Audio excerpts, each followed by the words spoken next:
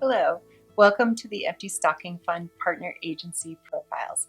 I'm Danielle Ramasiati, Executive Director of Gazette Charities Foundation. This season, we're sitting down with leaders from our 20 partner agencies to hear a bit about how your donations have made an impact. I'm joined with Marissa Beauvais of TESSA. Thank you for being here. Thanks for having me. To kick off, tell us a little bit about your role at TESSA. So I'm the Director of Development at TESSA, and essentially my role there is to connect community members, donors, volunteers with the mission that we serve, and that is supporting domestic violence, sexual assault, human trafficking, and stalking survivors in the community. So they can do that in various ways through attending fundraising events that we host, volunteering with the organization, becoming a grant supporter, or choosing to donate to Empty Stocking Fund. Awesome, thank you. That's incredibly hard work. Okay, tell us a little bit about the Empty Stocking Fund donations and what impact do they make on your organization? Yeah, so Empty Stocking Funds really allow us to keep the wheels moving in the support that we provide the community. It keeps our 24/7 safe line up and running. It allows survivors to find safety, stability, and security in our safe house. It provides mental health care to individuals who have been struggling, with trauma related to domestic violence and sexual violence, and legal services.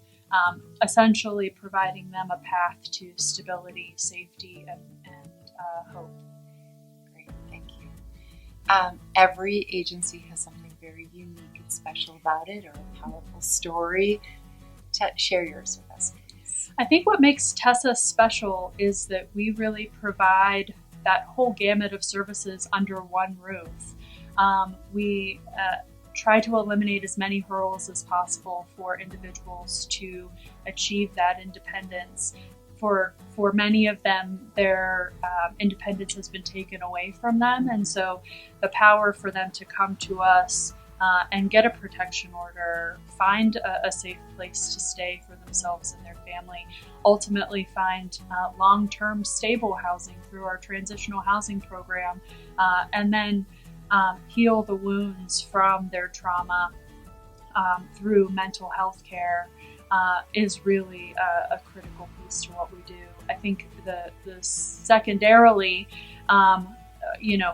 our mission is to really break that cycle of violence. So a lot of people aren't aware of both our reach in the community with survivors. We reach about 17,000 individuals a year, but also our youth prevention and outreach. We're hoping to impact 15,000 youth in our local schools this year through our youth prevention efforts to, again, hopefully make it to where young people never need to utilize our services and ultimately never experience the trauma in the first place. That's great. So perhaps along with reaching out to those schools as we look towards the end of 2025, early 2026, what's kind of the next big thing for TESSA? Yeah, I think a lot of it is oriented around that cycle of violence breaking mission and goal that we have. So a lot of it is expanding our youth programs. We plan to provide more clinical mental health services and mental health resources for young people, and that huge expansion into the youth prevention model. We're emphasizing that because there is a huge secondary victim contingent that I think is often overlooked in domestic violence and sexual assault trauma treatment. A lot of the services go directly towards the parents, often the specific survivor, but those young people are definitely experiencing that violence in their household and home as well. And if we're truly devoted to stopping that cycle of violence, it means also addressing the needs of those young people as well. That's great. Okay. Thank you very much. And thank you for the work that you and your team do day in and day out. That is incredible. Thank you.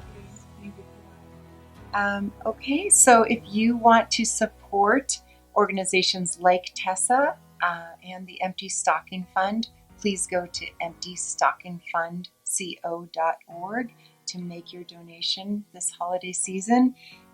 Every dollar stays local, incredibly important, and helps make stories like this possible. So thank you again, Marissa, for your time. Thank you again for having us.